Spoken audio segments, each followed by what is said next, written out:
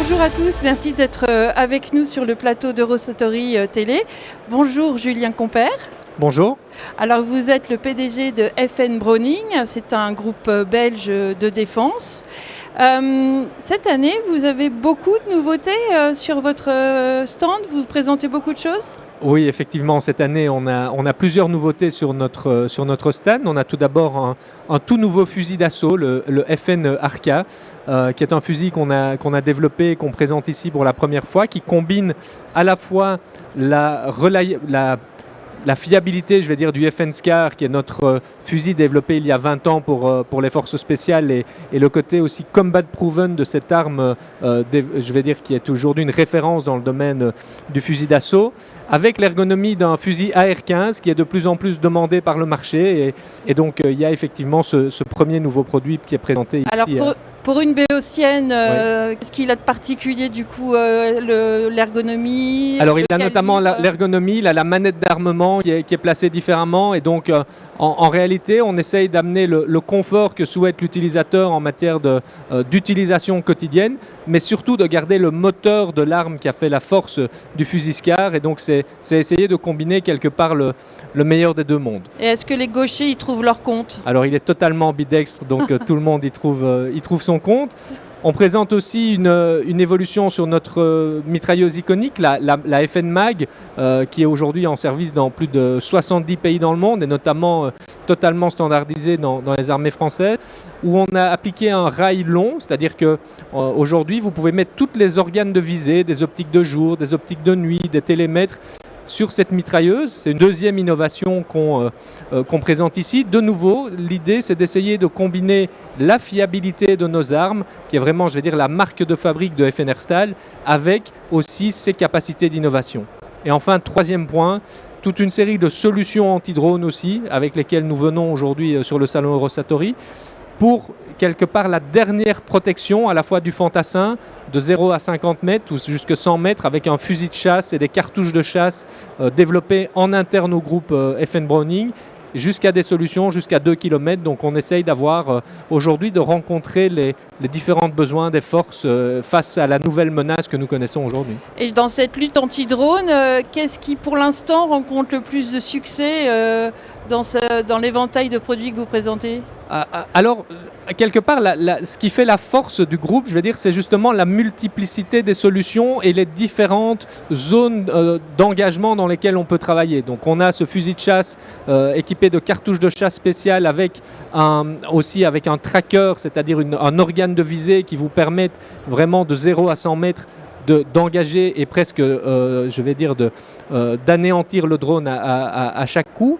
Et puis vous avez jusqu'à une distance de 1 km. De nouveau, on a pris 2 de nos anciennes mitrailleuses qu'on a couplées sur un pod commun pour démultiplier la puissance de feu, et donc quelque part créer un essaim qui va pouvoir lutter contre les essaims de drones.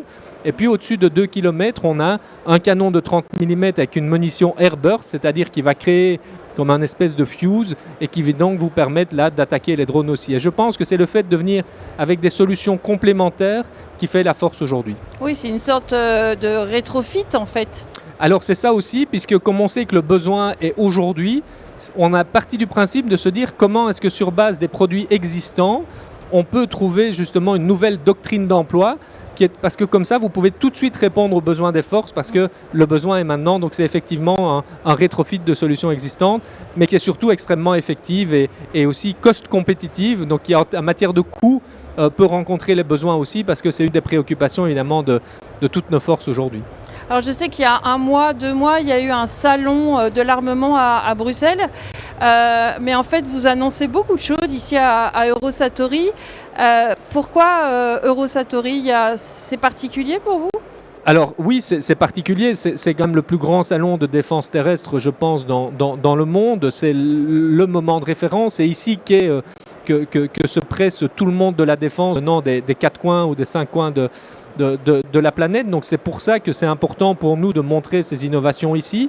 Ça se passe aussi en France. La France est notre partenaire de référence, après la Belgique évidemment, mais en termes d'armée de référence en Europe continentale. Et donc, ça nous permet de combiner à la fois l'importance du marché français pour nous, nous standardisons toutes nos mitrailleuses pour les forces françaises, mais aussi avoir une portée mondiale, puisque l'ensemble du monde aujourd'hui est à Eurosatory pour ces 4 ou 5 jours de salon. Alors, votre groupe, grossit petit à petit. Vous avez acquis au moins 2 sociétés. Est-ce que vous pouvez nous dire quelles sont ces sociétés et comment elles viennent compléter l'éventail de vos solutions ? Alors, on a effectivement réalisé 2 acquisitions. Une l'année passée qui est le groupe Sophisport, oui. Qui est un groupe français plutôt basé dans les cartouches de chasse, parce que le groupe FN Browning a 2 secteurs principaux. D'une part, la défense et la sécurité, d'autre part, l'armement de chasse et de tir sportif. On ajoute une gamme non seulement qui est les cartouches de chasse, mais aussi on verticalise, et ça c'était un des éléments importants, on verticalise notre chaîne de valeur puisque ça nous permet désormais d'être le propriétaire de la plus grande poudrerie européenne, qui est la poudrerie de Pont-de-Buis, située ici dans le Finistère en France. Ça complète aussi notre empreinte géographique. On a aujourd'hui des sites de production en France, en Italie, en Espagne, donc des pays où nous n'étions pas présents. Et puis on a aussi réalisé, on l'a annoncé il y a quelques semaines maintenant, l'acquisition d'une société anglaise qui s'appelle Accuracy International, qui est un des 2 leaders mondiaux du fusil de haute précision, du fusil de sniper. Et là, le rationnel, c'est d'abord de compléter la gamme de produits. On n'a pas de fusil de sniper à verrou dans le groupe aujourd'hui, mais aussi de renforcer de nouveau notre empreinte géographique.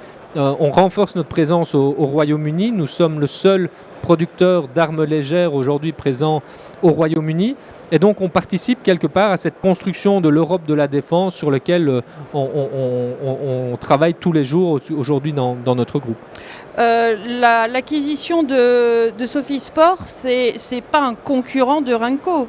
Non, c'est complémentaire à Eurenco. Aujourd'hui, Eurenco est notre partenaire dans le domaine, de la poudre militaire. On sait aujourd'hui qu'il y a des besoins de poudre extrêmement importants d'une manière générale.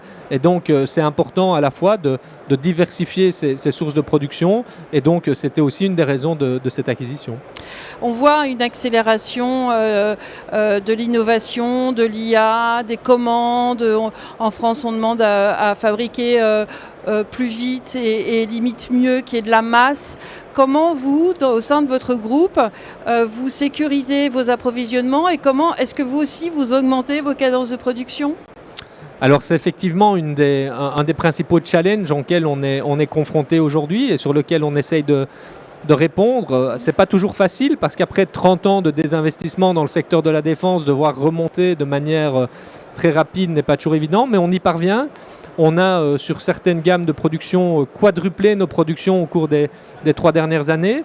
Alors comment ? C'est quelque part augmenter les shifts d'abord, c'est travailler sur base de l'existant, c'est travailler aussi sur des investissements incrémentaux. Parfois, des investissements de machines peuvent venir compléter effectivement, idéalement, le parc que vous aviez déjà. C'est de recrutement.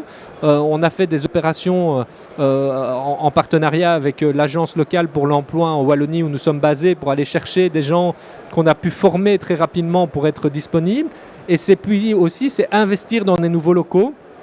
On est aujourd'hui en partenariat sur 20 ans avec l'armée belge. On va reconstituer une capacité de production de munitions de petit calibre en Belgique. Et là, c'est acquisition de nouveaux terrains, démolition, construction, tout ça sur une période très courte. Donc c'est à la fois essayer de répondre sur base de l'outil existant en augmentant les cadences. C'est à la fois acheter des nouvelles machines et recruter du nouveau personnel. Et puis là où c'est nécessaire, construire des nouvelles usines. Et comme ça, vous avez une temporalité qui est différente et qui vous permet de répondre à la fois aux besoins d'aujourd'hui et aux besoins de demain. Et pour ça, ça ne se fait pas tout seul. Vous l'avez dit, la supply chain est un élément fondamental. Nous, on essaye d'avoir une supply chain qui est assez locale. Aujourd'hui, 90% de nos fournisseurs sont basés dans les pays limitrophes de la Belgique où nous sommes. Ça nous permet d'avoir une bonne connaissance de ces sous-traitants, mais aussi d'être en interaction permanente avec eux. Et on leur donne un maximum de visibilité sur l'évolution pour qu'eux aussi peuvent se préparer demain à l'augmentation des cadences. Et vous avez des sous-traitants en Belgique même ? oui, on a plus ou moins aujourd'hui, de ces 90%, un peu moins de 70% sont présents en Belgique. Donc on a vraiment une supply chain locale. C'est un choix. C'est un choix justement parce que ça nous permet d'avoir ces interactions permanentes, plus faciles et cette visibilité nécessaire à l'augmentation des capacités.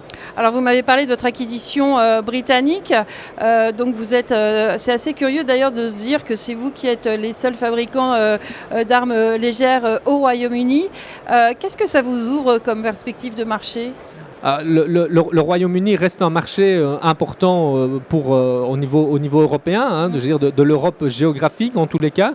On sait qu'il y a un retour aussi à la souveraineté, que de plus en plus de pays souhaitent aujourd'hui maîtriser en local les chaînes de production. C'est notamment un des souhaits du Royaume-Uni pour le renouvellement de toute une série de programmes d'armes de petit calibre.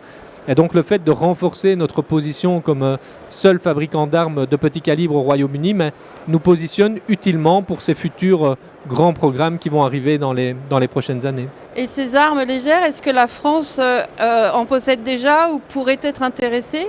Alors oui, aujourd'hui, toutes les armées françaises sont équipées de mitrailleuses produites par le groupe FN. Hier, on a pu d'ailleurs ici à Eurosatory signer avec Madame la ministre Vautrin et Monsieur le ministre Franken un ordre d'acquisition pour plusieurs milliers de mitrailleuses légères et ultra légères fabriquées par le groupe. Donc oui, la France est le partenaire de référence de nouveau du groupe FN en Europe continentale. Alors plusieurs milliers, ça veut dire quoi ? Ça veut dire plusieurs milliers, ça commence par 2000, mais ça pourrait monter à beaucoup plus que ça. Et c'est quand les délais de livraison ? C'est sur les 3 prochaines années. D'accord. À destination des armées uniquement de l'armée de terre ? Alors non, c'est notamment de l'armée de terre. La gendarmerie aussi s'est joint à l'ordre d'acquisition. C'est pour la plupart des forces françaises. Et donc pour vous, ça représente comment je pourrais le qualifier ? Un petit contrat, un beau contrat ? C'est un beau contrat. Tout d'abord, c'est un contrat, c'est le premier contrat d'une telle ampleur qu'on signe pour cette mitrailleuse qu'on avait présentée il y a quelques années déjà ici, de nouveau, à Eurosatory. C'est un endroit où on aime bien venir avec des nouveautés. Donc oui, c'est un contrat d'ampleur pour nous. Ça sécurise les lignes de production de cette mitrailleuse en particulier pour les prochaines années. Et puis de nouveau, ça renforce ce partenariat franco-belge qui est aujourd'hui dans la foulée du programme Camo, oui, mais qui est plus qu'un programme industriel, qui est aussi vraiment un programme qui est essentiel pour les forces, qui pourraient déployer en commun avec une doctrine commune.